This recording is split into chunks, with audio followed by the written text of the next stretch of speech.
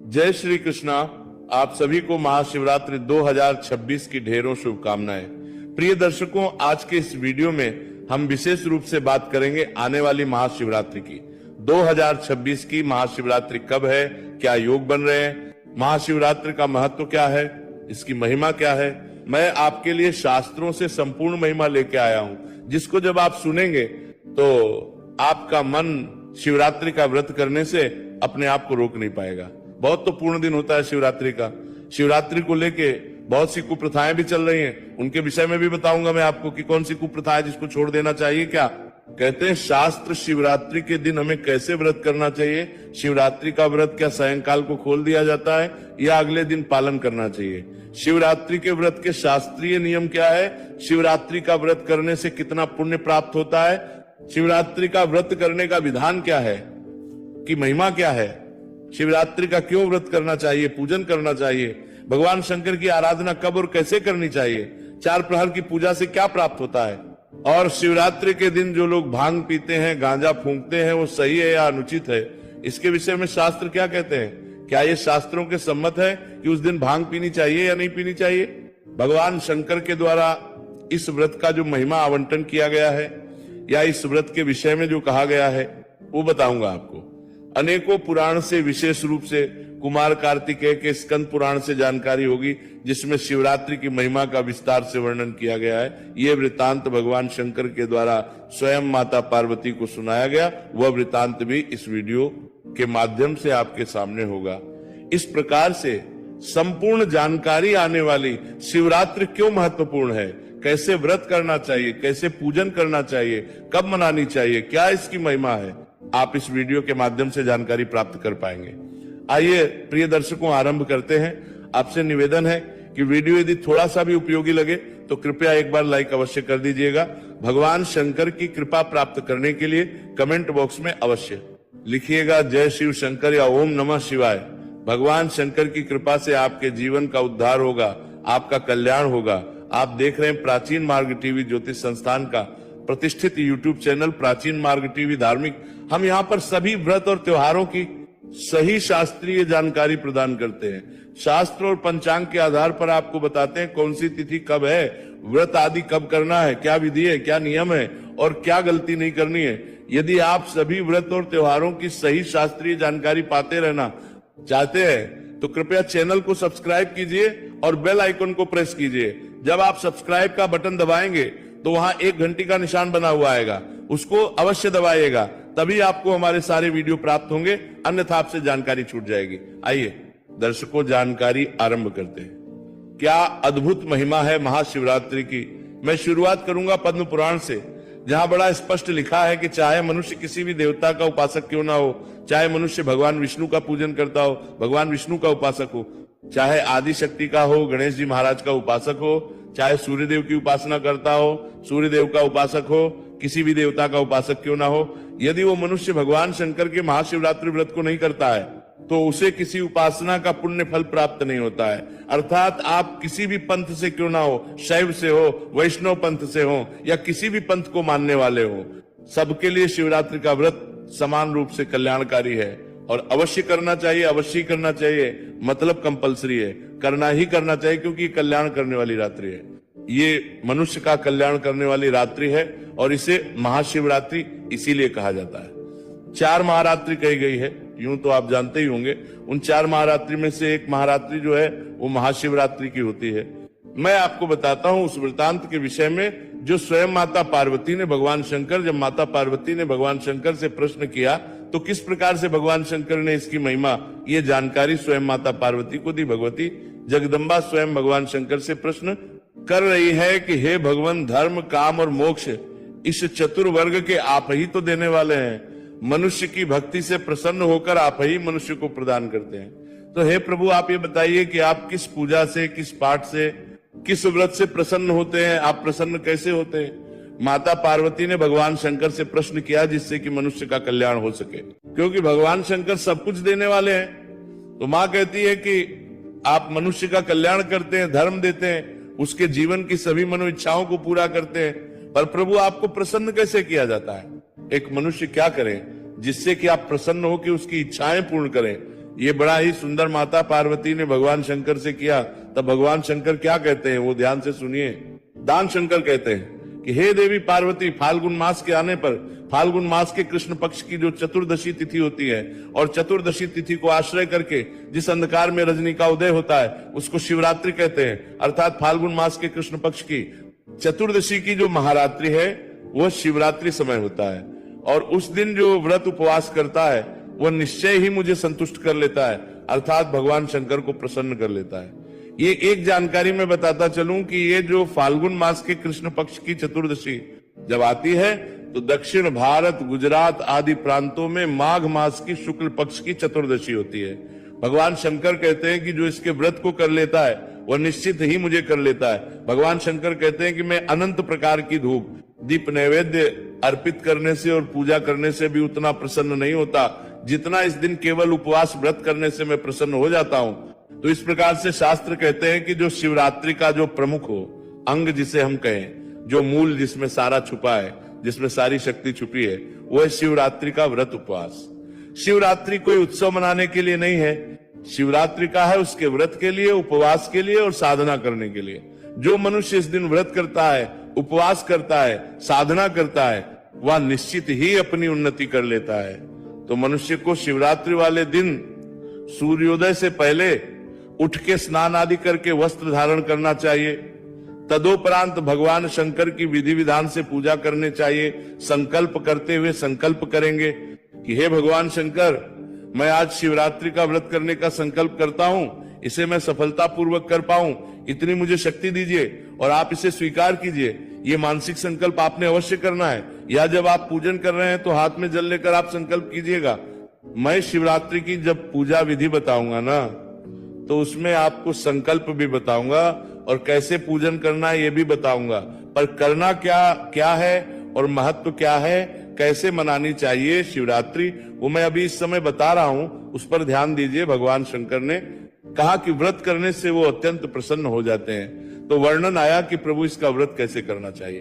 तो प्रिय दर्शकों, यहाँ बड़ी ही महत्वपूर्ण जानकारी आपके लिए आ रही है। अभी जो मनुष्य व्रत करते हैं ना, अधिकतर जो आप लोगों ने देखा होगा शिवरात्रि का व्रत करते हुए कि कुछ लोग गाजर का हलवा बनाते हैं, कुछ लोग आलू का हलवा बनाते हैं, भिन्न भिन्न प्रकार के पकवान बनाते हैं, पुड़िया बनाते हैं और वो खा के और व्रत करते हैं। अर्थात दिन में सुबह पूजा पाठ करे, स्नान किया, भगवान को स्नान कराया और उसके बाद अपना व्रत खोल लेते हैं। तो प्रिय दर्शकों, शास्त्रों में साफ लिखा है कि ये इस प्रकार का व्रत नहीं है, इसे इस प्रकार से नहीं करना चाहिए। प्रिय भक्तों, अगर आप सभी ऐसा व्रत कर रहे हैं तो आपको ध्यान देने की आवश्यकता है, क्योंकि भगवान शंकर का ये व्रत इस प्रकार से नहीं किया जाता। भगवान शंकर का ये जो विशेष दिन, इसको इस प्रकार से खा पी के व्यर्थ ना गवाएं, इसको ऐसे ही ना जाने दीजिए। बड़ा महत्वपूर्ण दिन है, क्योंकि शिवरात्रि का व्रत साधारण व्रत नहीं है। इसीलिए इस प्रकार से खा पी के आप जो व्रत कर रहे हैं, तो आप समझिए कि शिवरात्रि का जो अवसर आपके जीवन में आया है, भगवान शंकर के आशीर्वाद को प्राप्त करने का, आपकी मुक्ति का वो अवसर आप ऐसे ही गंवा दे रहे हैं। अब आपके मन में प्रश्न उठेगा कि पंडित जी बताएं फिर करना कैसे है, कैसे व्रत किया जाना चाहिए। तो हमारे आगे क्या कहते हैं, सुनिए। आपके मन में प्रश्न उठ रहा होगा कि भाई जब कुछ ऐसे नहीं खाना पीना है तो कैसे हमें व्रत करना चाहिए, खाना पीना क्या चाहिए। तो प्रिय दर्शकों, इसमें कुछ भी खाना पीना नहीं चाहिए। शास्त्र कहते हैं कि यदि संभव हो तो निर्जल रह के इस व्रत को कीजिए। निर्जल, जल भी ग्रहण नहीं करना, अन्न तो दूर की बात, आहार तो दूर की बात, निर्जल रह के इस व्रत को कीजिए। अगर आप निर्जल नहीं रह सकते हैं तो वे लोग जल पी के जल पर रहें, और जल पीकर इस व्रत को करना चाहिए। और जो लोग जल पीकर नहीं रह सकते, जिनको और अधिक आवश्यकता है, तो वो लोग इसके स्थान पर नारियल पानी पी सकते हैं। वो जल की भी प्यास बुझाएगा और आपको थोड़ी सी कैलोरी भी मिल जाएगी उससे। तो आप नारियल पानी पी के भी इस व्रत को कर सकते हैं। अब मान लीजिए नारियल पानी से भी काम नहीं चले, उसमें भी कमजोरी आदि आपको लगे, कुछ ऐसा लगे कि नहीं अब तो शरीर चलेगा ही नहीं, तो आप दूध ले लीजिए। दूध पी के इस व्रत को कर सकते हैं। और जिनको ये लगे कि दूध से भी काम नहीं चलेगा, तो आप फल खा लीजिए, फल लेकर इस व्रत को कीजिएगा। परंतु इससे अधिक नहीं, फल से अधिक कुछ नहीं। अगर व्रत करना है तो इस नियम से व्रत कीजिए। ऐसा भी नहीं कि बहुत सारे लोग फलाहार के नाम पे कुटू सावक सिंघाड़ा लेके आएंगे और कहेंगे जी हमने इसमें काली मिर्च डाली है, हमने सेंधा नमक डाला है उससे करने, कोई लाभ नहीं इसका। व्रत करना है, आहार अंतिम है और सर्वोत्तम है निर्जला करना। अब प्रश्न उठता है जी किसी की उम्र अधिक है, कोई बालक है या कोई वृद्ध है या कोई बीमार है, अधिक समय तक इस प्रकार से नहीं रह सकता, तो आपसे जैसे बन पड़े वैसे कर लीजिएगा, जैसे भी आपके लिए संभव हो पाए। लेकिन जो पूर्ण रूप से स्वस्थ है तो मैं यही अनुग्रह करूंगा कि आप इस दिन को व्यर्थ न गवाइए, विधि से व्रत कीजिए। प्रिय दर्शकों, ये मोक्षदायिनी तिथि शिवरात्रि कोई साधारण तिथि नहीं है, इससे मोक्ष की प्राप्ति होती है। इसके विषय में स्कंद पुराण में वर्णन आता है। स्कंद पुराण में लिखा है कि जो शिवरात्रि का व्रत है वह परात्पर है, अर्थात ये सबसे उत्तम व्रत कहा गया है। जो मनुष्य शिवरात्रि में महादेव की पूजा भक्ति पूर्वक नहीं करते वो 1000 वर्षों तक जन्म चक्रों में घूमता रहता है, अर्थात उसकी मरण के इस चक्कर से कभी मुक्ति नहीं हो पाती। स्कंद पुराण कहता है कि अर्थात ऐसा मनुष्य बार बार जन्म लेता है और बार बार मृत्यु को प्राप्त होता है। तो ये जो तिथि है ये आपको भगवान का धाम दिलाने वाली है, जन्म गो मृत्यु के इस चक्र से मुक्ति दिलाने वाली है, ये मुक्ति का मार्ग है। इसीलिए इस तिथि को अपने हाथ से भी ना जाने दीजिए, चाहे जीवन में जो मर्जी हो जाए, पर आपको ये व्रत अवश्य करना चाहिए। कारण क्या है? शास्त्र कहते हैं कि चाहे हिमालय क्षय को प्राप्त हो जाए, अर्थात हिमालय का क्षय हो जाए, चाहे मंदिर विंध्याचल आदि जो पर्वत हैं वो भी विचलित हो जाए, परंतु भगवान शंकर का जो व्रत आप करते हैं वो कभी निष्फल नहीं होता। भगवान शंकर का जो आप व्रत करेंगे वो सदैव सफल ही सफल होता है। इसीलिए अगर आप शिवरात्रि व्रत करते हैं तो ये कभी निष्फल नहीं होगा, सदा आपके जीवन का कल्याण करेगा, ये आपको मुक्त करके ही रहेगा। भगवान शंकर का ये जो व्रत होता है इसका जो पुण्य होता है वह कभी आपका साथ नहीं छोड़ता। भगवान शंकर वो देव हैं जो एक बार जिनको आपने भज लिया तो सदा आपके साथ रहते हैं। भगवान शंकर के इस व्रत के पुण्य की महिमा इतनी अधिक है कि मनुष्य का साथ हर कोई सकता है। मनुष्य के माध्यगों का, यहाँ तक कि मनुष्य का शरीर भी साथ छोड़ देगा, उसके बाद भी भगवान शंकर के इस व्रत का जो पुण्य है वो आपके साथ चिपका रहेगा। और जब ये पुण्य चिपका रहेगा तो वो आत्मा जब इस पृथ्वी लोक से आगे के रास्ते पर जाएगी तो उस पुण्य के प्रभाव से सीधी उसकी मुक्ति हो जाएगी, तृप्ति हो जाएगी। ये मैं ऐसे ही नहीं बोल रहा हूं, शास्त्र कहते हैं कि 2 चीजें कभी आपका साथ नहीं छोड़ती। कौन? एक आपकी गुरु का आशीर्वाद और दूसरा शिव व्रत, शिव जी के व्रत का पुण्य, ये कभी आपका साथ नहीं छोड़ते। जब तक आप शैवत्व को, भगवान शिव के धाम को प्राप्त नहीं कर लेते। तो ये जो पुण्य है कोई साधारण पुण्य नहीं, इसको वज्र पुण्य कहा गया है, जो कभी नष्ट नहीं होता, किसी के द्वारा नष्ट नहीं किया जा सकता, केवल मनुष्य का कल्याण करता है। शिवरात्रि का अभिप्राय ही है आनंदमयी कल्याणमयी रात्रि, ये मनुष्य का आनंद करने के लिए और कल्याण करने आती है। अगर हम भगवान शंकर के इस दिन के पूजन की बात करें तो 4 प्रकार के अंग पूजन के कहे गए। जैसे 4 प्रहर होते हैं उसी प्रकार से 4 प्रहर में अलग अलग चीजों से भगवान शंकर का पूजन किया जाता है। शास्त्र कहते हैं कि द्वितीय के चतुर्थी अर्थात भगवान शंकर के तो प्रथम प्रहर में दूध से स्नान कराना चाहिए, द्वितीय प्रहर में दही से स्नान कराना चाहिए, तृतीय प्रहर में ग्रथ से स्नान कराना चाहिए और चौथे प्रहर में शहद द्वारा भगवान का अभिषेक करना चाहिए। तो इस प्रकार से 4 प्रहर की पूजा भगवान शंकर की कही गई है। इसकी विधि मैं आपको बताऊंगा। 4 प्रहर की जो पूजा जब मैं दिखाऊंगा आपको तो वहां संपूर्ण विधि बताऊंगा। शास्त्र कहते हैं इस दिन जो भी आप पूजा पाठ दान पुण्य जप तप करते हैं उससे जो पुण्य प्राप्त होता है वह अक्षय होता है, उसका कोई नाश नहीं कर सकता। जो आपने आज शुभ कर्म किया वह अक्षय पुण्य देने वाला है। इस सृष्टि में ऐसा कोई है ही नहीं जो इस पुण्य का नाश कर सके।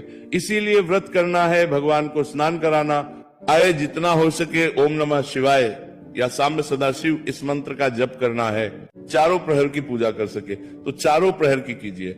आपका कार्यभार कुछ ऐसा हो कि आपका जितना समय ना हो तो एक ही वक्त केवल पूजन करें, लेकिन पूजन करें अवश्य और जितना हो सके इसका व्रत कीजिएगा विधान से। इस प्रकार से मैं पूजा की जानकारी आपको दूंगा, उसका ध्यान दीजिएगा।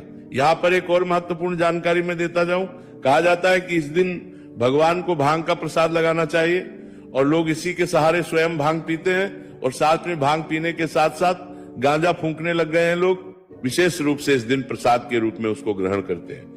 तो मैं आपको बताऊं प्रिय दर्शकों, किसी शास्त्र में कहीं नहीं लिखा कि शिवरात्रि पर भंग पीनी चाहिए, क्या गांजा पीना चाहिए। ये शिवरात्रि का प्रसाद भंग है, ऐसा किसी शास्त्र में नहीं लिखा है। ये केवल और केवल कपूल कल्पना है। कुछ गंजेड़ी लोग हैं जिनका कार्य है केवल नशा पता करना, वो इसका लाभ लेते हैं, भगवान शंकर के नाम पर भंग पीते हैं। गांजा तो इसका कोई लाभ नहीं है। भगवान शंकर की पूजा करनी है, विधान से व्रत कीजिए, विधान से जल अर्पित कीजिए, विधान से गरीबों की सहायता कीजिए, जितना हो सके उनके मंत्रों का जप कीजिए, रात्रि जागरण कीजिए। इससे भगवान प्रसन्न होते हैं। भंग का प्रसाद चढ़ाने से या भंग का पान करने से भगवान प्रसन्न नहीं होते। ऐसा कोई शास्त्र नहीं कहता कि आपको भंग पीनी चाहिए या गांजा पीना चाहिए। तो इनसे बचें। ये केवल और केवल व्यसन की चीजें हैं, नशे पते की हैं। इसमें कोई भक्ति नहीं रखी है। भगवान शंकर बेलपत्र से प्रसन्न होते हैं। और 4 प्रहर में क्या क्या चीज अर्पित करनी चाहिए मैंने आपको बता ही दिया, जो शास्त्र कहते हैं। तो बस इतना आप कर लेंगे, आपका कल्याण हो जाएगा। पूजा की विधि अवश्य देखिएगा। अब बात करते हैं कि इस वर्ष शिवरात्रि का त्योहार मनाया कब जाएगा, क्योंकि इसकी डेट को लेके बड़ा ही संशय है, कंफ्यूजन है। क्योंकि 15 तारीख को जो चतुर्दशी तिथि है ना, वो शुरू 15 तारीख की शाम को 5:04 पर और ये समाप्त होगी 16 तारीख को, 16 फरवरी को शाम को 5:34 पर। अब क्योंकि भगवान शंकर का जो व्रत है कि या तो वो चतुर्दशी में जाता है, शिवरात्रि चतुर्दशी को मनाई जाती है, परंतु उसमें ध्यान ये रखा जाता है कि चतुर्दशी सायंकाल को होनी चाहिए, क्योंकि रात्रि का जो प्रहर है ना, उसमें विशेष रूप से पूजन होता है भगवान शंकर का। तो को सूर्य के मुख से तो चतुर्दशी शिवरात्रि है, पर सायंकाल को नहीं रहेगी। इसीलिए शिवरात्रि का ये त्योहार इस वर्ष 15 तारीख को मनाया जाएगा। 15 फरवरी को शिवरात्रि रहेगी। बाकी की जानकारी, बाकी के मुहूर्त में समय समय पर आपको बताता रहूंगा। जितना